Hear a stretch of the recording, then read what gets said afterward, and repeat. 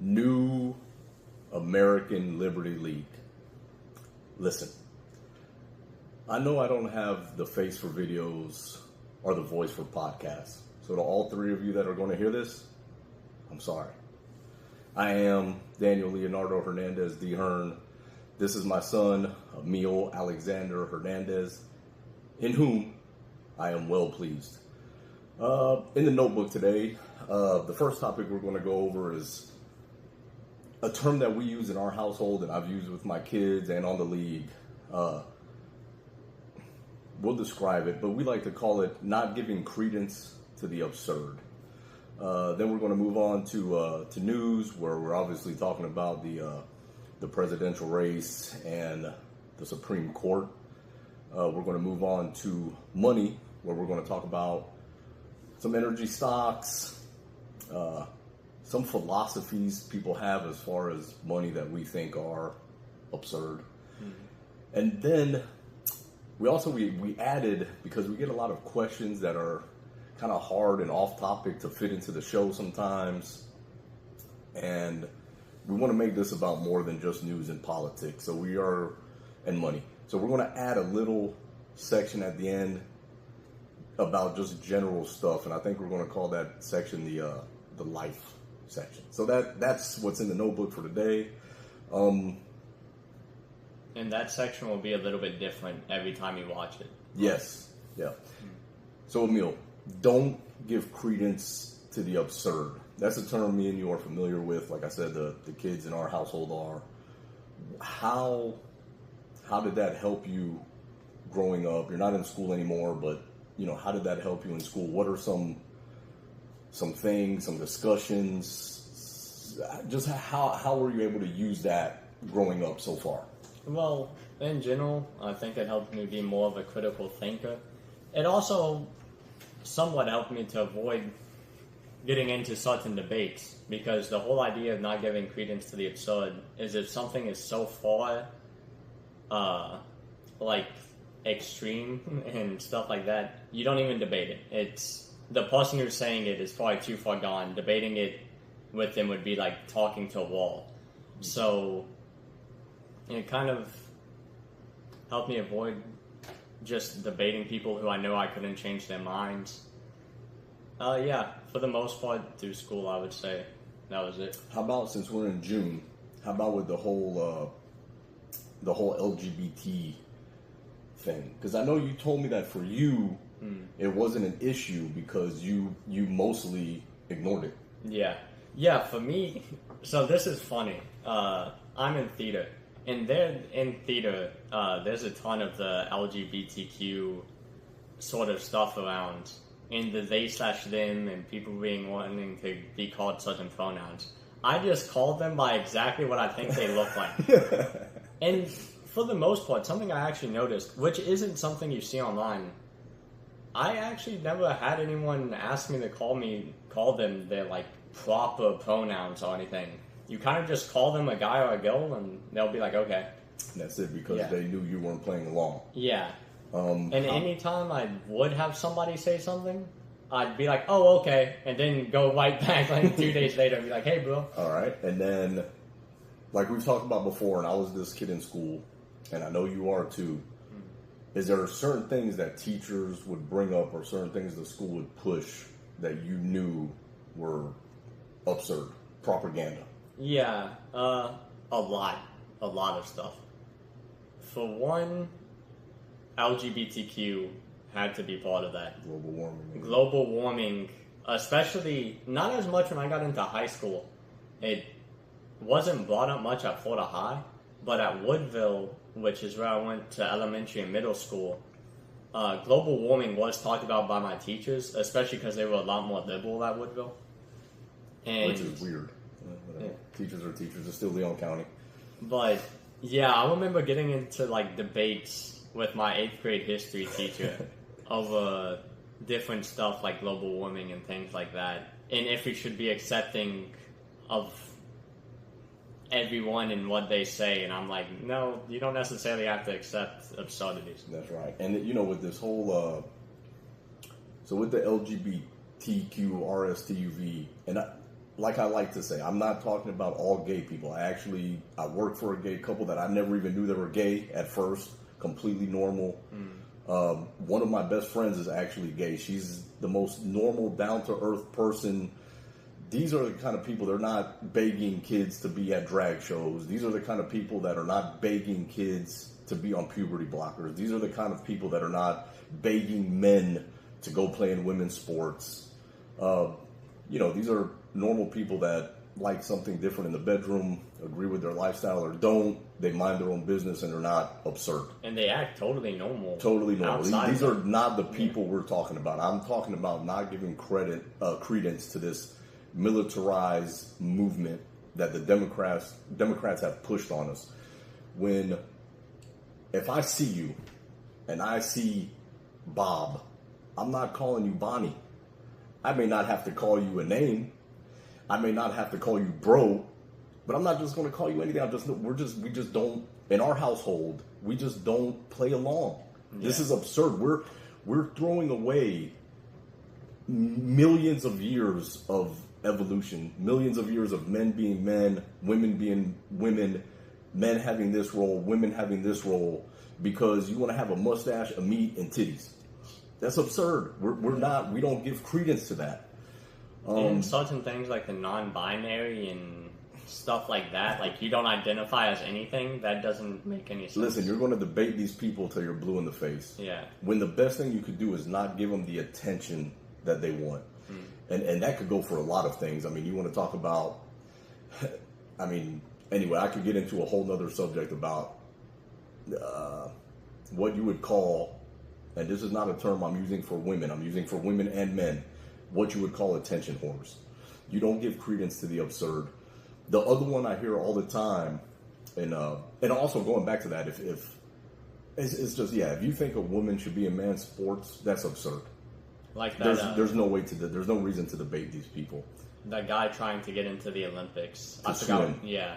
If you think a child that is not even close to puberty yet should be on puberty blockers because you have green hair, 8 nose rings, and you're a weird Democrat parent, you're absurd.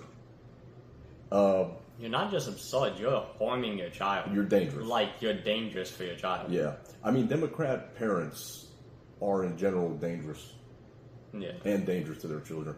The other thing I hate that we do constantly is debate the Second Amendment. There is no debate. The debate's over. Shall not be infringed. It's done.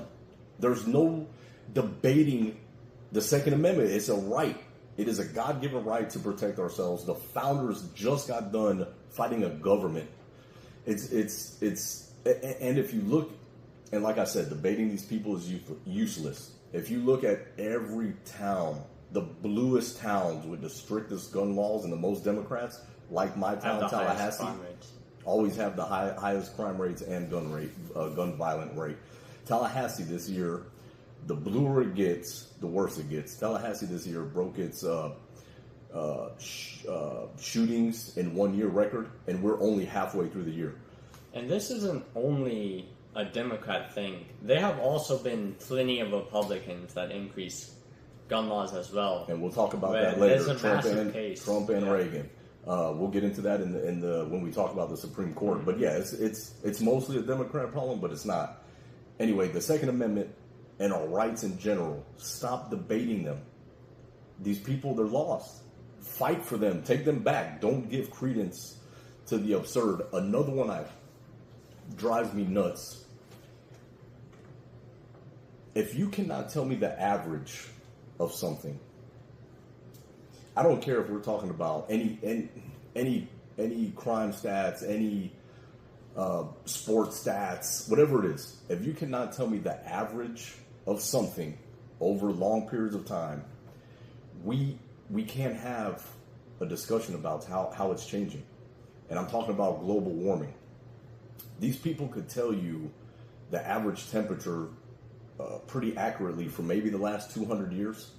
We have no clue what Earth's average temperature is. We know if there's cooling periods, we know if there's warming periods, and that's about it. If you think that man-made global warming is truly having an effect on our weather pattern when you look up every day and see a massive sun that we recently have only been able to study, and even that is not super accurate. We don't know the average temperature of even the sun. Mm-hmm. If you have been brainwashed into believing that climate change, because they keep getting it wrong, is anything more than about taxes and control, you're giving credence to the absurd. Don't argue this thing. You know, when people ask... That's the best thing you can do. Not even argue with them. If somebody mentions global warming, you just be like, and don't talk to them. That's it. My first question is, what is the average temperature of the sun? And that's the end of the debate. It's over. If you can't tell me that, then you cannot talk to me about Earth's weather patterns. Period. Don't give credence to the absurd. Later in the news, we're going to talk, in the money section, we're going to talk about some ways to take advantage of that thought process and people that do believe in it. And people that don't, but there's one common thing money-wise that could keep them together. Linked together. You got anything else? The other thing we said we were going to talk about is the Democrats' push to make every single thing racist. Mm-hmm. Everything has to be racist. Don't fall for it. It doesn't matter if you're black or white. When they tell you that a man in a bow tie on a box of rice, looking classy, a gentleman that him and his family started a huge business, when they tell you that imagery is racist, stop. You got to stop. Mm-hmm. Every time that there's a conflict with a white cop and a black person, every single time it's racist. Don't argue with those people. It's absurd. You know it's pushed by white liberals, and the worst thing you could do is feed into it and give it the attention they want. And if for some reason you're a company listening to this, you especially.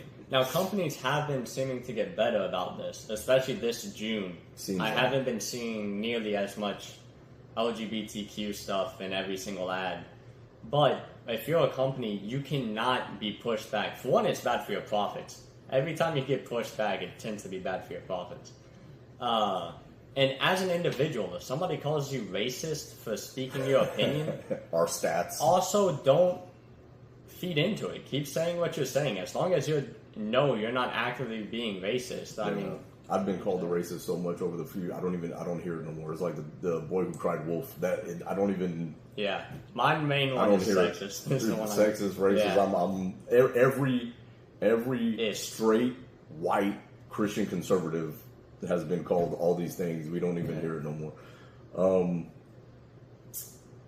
Sponsor this half hour, Ryobi Tools. Celebrate Father's Day by getting bought tools so you could fix things at your home for other people.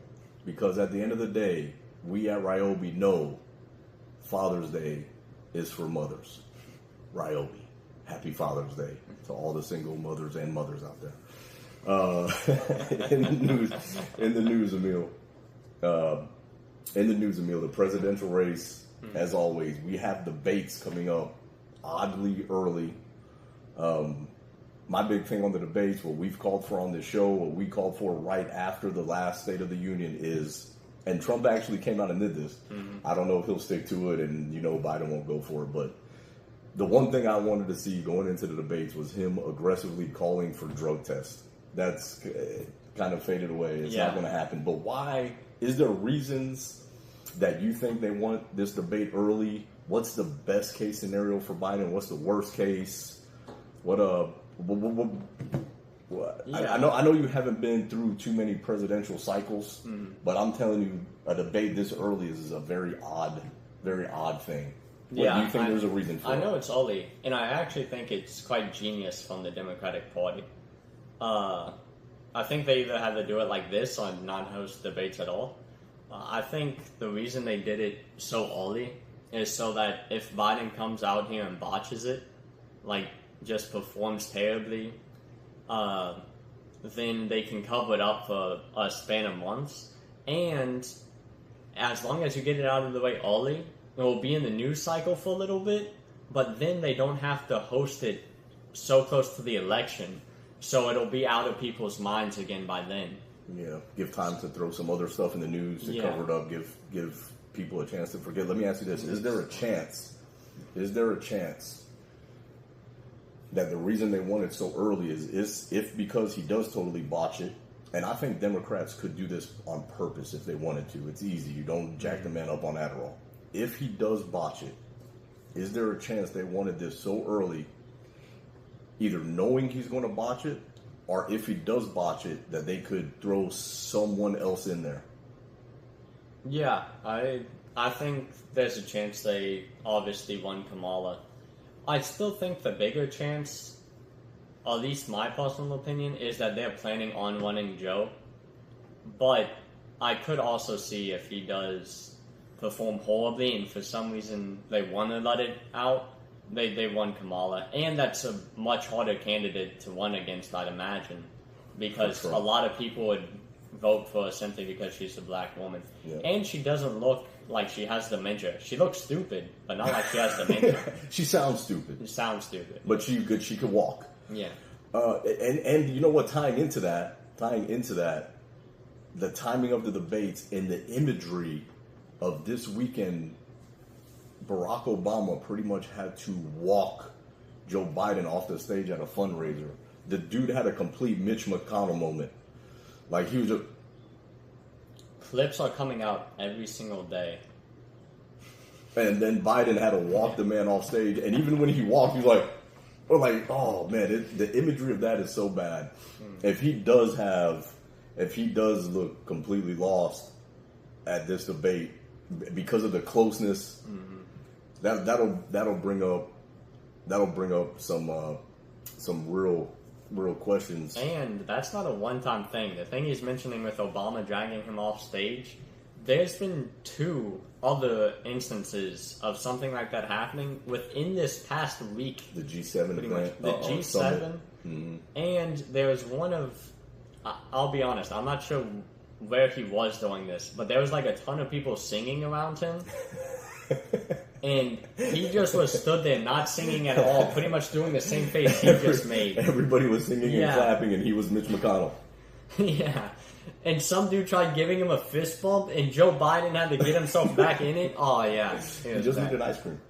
He just needed ice cream. That's it. You just give the old man ice cream. He's super short behind closed doors. Oh, yeah, behind closed doors. Einstein. I mean, you could talk to this guy about anything. Don't give credence to that idea. Oh, Democrats even know that. Yeah. Any Democrat that tells you Biden is sharp behind closed doors, that's a complete agenda. They know in their mind that dude is a corpse. Who was that woman? There was some comedian that we heard about on the radio talking about how she went to meet Biden and she was afraid of him like falling over or something like that. I don't remember. Who knows? Jeez. Anyway, poor America. The other thing in the news is, and this is an interesting thing because this is something else that we've spoke on here about how Reagan and Trump are conservative heroes. There's one conservative hero in the last 100 years. Our conservative heroes both have gun bans. Well, the Supreme Court, with people put there by Trump, which so far has been maybe the only bright spot in our governmental in the federal system. They threw out Trump's ban on bump stocks and said it was unconstitutional, which it is. Mm-hmm. So good on the Supreme Court. Let's go ahead and get machine guns back on the market, back in homes. Mm-hmm. Hopefully away from Democrats. Yeah, that's the thing. I mean, if you really want to buck the Constitution and do something that's going to make a difference, stop Democrats from owning guns. That's simple. That's an easy one. So that's the news. This also sponsor this half hour, Team Hearn Fitness for Pride Month. If you have that sissy boy at home or a sissy boy beta husband, and you need to transition them into a man. Team Hearn Fitness for all your testosterone supplement needs. Happy Pride Month from Team Hearn Fitness. Money. Let's get into some money things, Emil. This is going to be a fun topic. We talked earlier. We talked earlier about global warming, and there's these stocks that we've been loading up on for a while. They're uranium stocks, because the way I see it is anybody who wrongly believes that there is actually global warming and wants clean, efficient energy, and any capitalist that wants efficiency and just the free market to work, especially with the population boom, especially with where technology is now compared to where it was in the 60s. Nuclear power, fusion power, and uranium make so much sense for both that eventually I think it's unavoidable, which makes these stocks unavoidable. Would you, just common sense, just listening to that basic argument, would you pretty much agree with that? Yeah, of course. I think the only thing that could ever stop uranium from taking over the energy market is what government's doing now, which is holding it back. Of course. But I reckon in the next 10 or 20 years, especially with the global climate movement and everything like that happening, the bans and stuff like that have got to start being opened up. And even if it's not in America, then it'll be outsourced in other countries. It'll happen somewhere. Yeah. And if you look at this push for, we're not talking about Tesla today, we're not talking about EV cars, but if you look at this push by the environmentalists for EV cars, the only way to truly do that, where everyone is charging cars constantly, that cannot happen with our power grid unless you're trying to doom America, which may be the case. Mm-hmm. But if you care about America and you also care about that, it's going to be uranium, it's going to be nuclear that gives our grid the sufficient energy to make everything electric as they're pushing for. So we have a couple stocks that we load up on. One is URA, which is it's a uranium ETF. It has mining companies and it has some power plant companies in there. URA. I think right now it's around $30. When I started buying it, it was $19.20. Mm-hmm. There's another one, URG. That's the one I'm in. That's the one he's in. Very cheap, buck 50, I think right now, buck 40. They do mining in America and Canada. The other one I like is one called Lightbridge, which their symbol is. I had it here somewhere, Emil. Their symbol is LTBR. And they also are in uranium, but they also mess with something called thorium, which gives you the same energy and fusion as uranium, but supposedly it's much safer. So if the safety concerns of the 50s and 60s, Chernobyl, whatever, come back into play, there is something other than uranium that is safer that they deal with. And I believe their stock is $2, $2.30, something like that. Mm-hmm. And now the thing is with these stocks, with these uranium stocks, they're for the long haul. These are long haul. Yeah. I mean, I'm not going to tell you that next year if Trump wins, he's saying, all right, guys, we're going nuclear. Mm-hmm. But he may, or it may be something that happens 10, 15 years from now. So these are things you want to buy, load up on through the years, and forget about. When it happens, it'll happen. But I promise you, it's going to happen. It's also the only thing that makes sense. Like, I hear people talk about solar as being the fix for the energy grid. But solar is so far behind as of now, whereas we've had the infrastructure to do nuclear power since the decades. 60s. We have them. We literally have them. So all we have, and especially now that they're more modernized and safe, we're not going to have another Chernobyl. At least I don't imagine so. Right, and people talk about what happened in Japan, but that was because of an earthquake. I mean, there's, just where we're at, where our technology is at with nuclear and with fusion is just like he said, we're the Chernobyl was in the 70s or 80s. I mean, we're decades past even the worst of it. The other thing, since we're talking about not giving credence to the absurd, there is people and a philosophy in families, businesses, and our government that you can sustain and live in constant debt. And I'm not saying there's not great ways to use the bank's money or to use investors' money. There's ways that you could truly take your financial risk out of it and just enjoy the profits. However, using leverage. That's leverage. Yeah. Yes. However, there's people that constantly try to live in debt and think that this is an okay system. Our government is a great example, but I guarantee families that do the same thing. It's never going to work. The mindset of that, the logic of that is absurd. It may look great for a few years, but that's absurd. Something like 60% of American families have at least one maxed out credit card, I believe, which is yeah. And those are probably the ones that are in okay shape. Yeah. There's much worse. And of course, since we're talking about money, we're talking about stocks. There's one stock right now that is kind of unavoidable, just coming off of a split. This is probably the cheapest you're going to see it for years. A while, yeah. And if you listen to our first couple shows, we were buying in the 4s or 5s. We told you about it again in the 6s and the 8s, and then it finally split at around $1,200. Well, now because of the split, Nvidia is back to 130. You have to get in. Buy 5 shares, whatever you could afford. Buy it. Wait. Give it a couple years. In the next 2 years, it'll likely be back at least 500. We're not financial advisors, but listen to us. That's what we're doing. Money. Yeah. I think there's one risk with Nvidia, but I think you would be able to see it ahead of time, and that is if China, maybe not when, maybe not if, maybe when. I think it all depends on our election.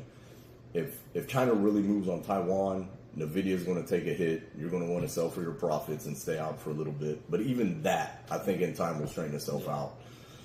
If Trump gets elected, you don't have to worry. You can go full bullish. Like at least for those years. Yeah, China won't invade Taiwan while Trump's in office. Yeah, I mean, we can't predict the future, but odds are they won't. They won't. You get another 4 years of any Democrat, and the gates are wide open. So if you like money, you have to watch this show. You have to watch our previous shows. I'm telling you, we're not financial advisors. But had you listened to the show for the last, how many episodes are we in now? 7 episodes? Man, you'd have done really good. And we called Madonna as well. Madonna's up $60. And you know, we talk about other stuff than stocks, but we get into a lot of stocks. Anyway, the other thing we're going to start getting into now is life. These general things. We get people message me with a lot of, hey man, bring up this, bring up that. You guys should talk about this and that. And they don't really fit into the format of the show. Some of these things are hard to get to. And also, we never wanted the show to be only about news and politics. So we're adding this little section, life. You know, we're not going to spend a whole lot of time on these things. We don't want to stretch the show out too long. But I mean, we got this past weekend was Father's Day. Now, you're not a father yet, but what are your thoughts on Father's Day? My thoughts on Father's Day is it's hard to celebrate dads, although Father's Day only does that so much. Like, I mean, he went to work on Father's Day. He did everything exactly normal. And it was a weekend. Shania baked us a great dinner, which was nice. She did. But he didn't really get much gifts. He got a card. Maybe he got a Ryobi tool here and there. No, I'm the exception. I got a great family. My kids are great. Everybody texts me, talk to me early, got cards, my wife is, I got a good wife. I'm lucky. Yeah. And anyway, I had a good Father's Day. Yeah, I had to work a couple hours that morning, but Father's Day in general is the biggest scam there may be. All right, because mostly you're the dad, take us out to eat for your day, or grill for us, and here's some tools. Could you fix some stuff for us? Also, let me tell you the other biggest scam on Father's Day is it has been completely taken over and hijacked.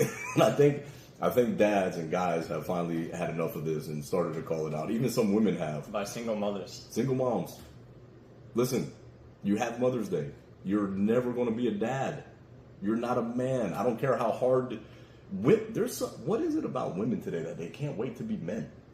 And then they complain about the stress and the anxiety and man, you're not a guy and we're never going to be women. There's so many great things about women that we can't do. And there's things about men you can't do. And I'm not talking about every single mom. There is amazing single moms. Our Yaya that we love to talk about, single moms. I know a lot of amazing single moms. Every situation is different. But let me tell you something, single moms on Father's Day. If you're collecting child support, if you're collecting welfare, you're not single.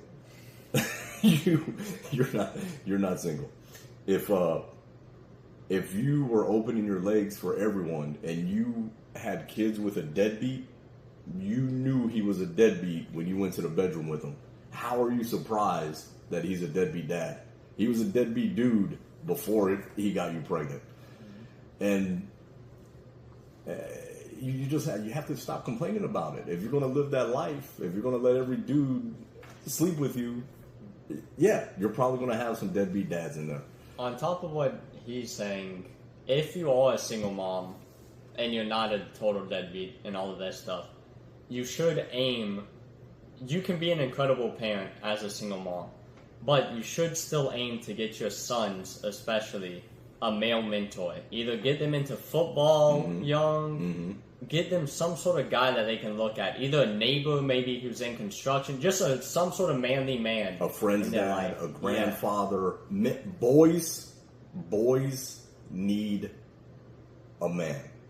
Father preferably, but they need some male influence. Moms, you're great at raising children. Men raise adults. You know, we could gaga goo goo too, and we love to cuddle, and we love to play. We love all that part too.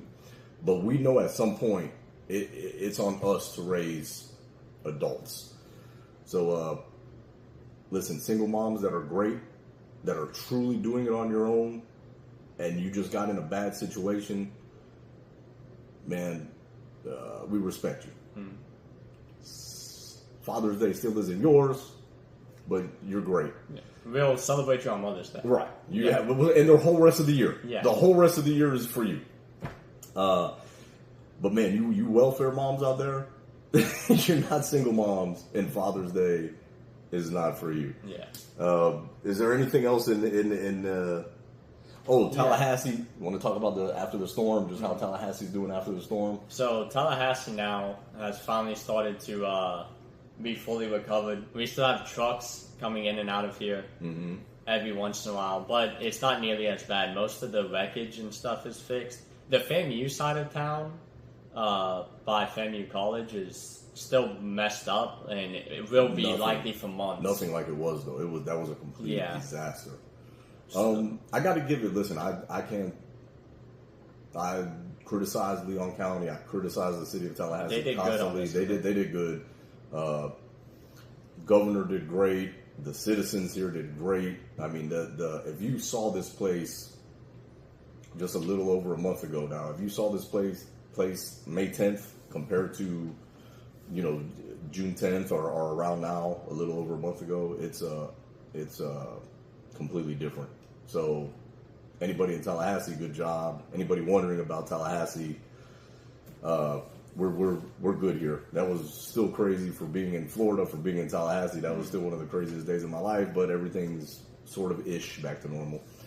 And my neighbor cut down all her pine trees, thank God. So, like always, go support the page. on Facebook. Go support us on YouTube. Watch more than 7 minutes. If you're here, if you're at the end right here, thank you. You've watched more than 7 minutes, and you are a better human. You're beating the average person. Yes, you are a better human than you were 30, 40 minutes ago. So congratulations to you. You're welcome. You're welcome. Support us. Support the page. If you got any questions for the live section, keep messaging me. Let us know, and we'll get to them the best we can. And with that said, we are the new American Liberty League. Saving the Republic, one listener at a time.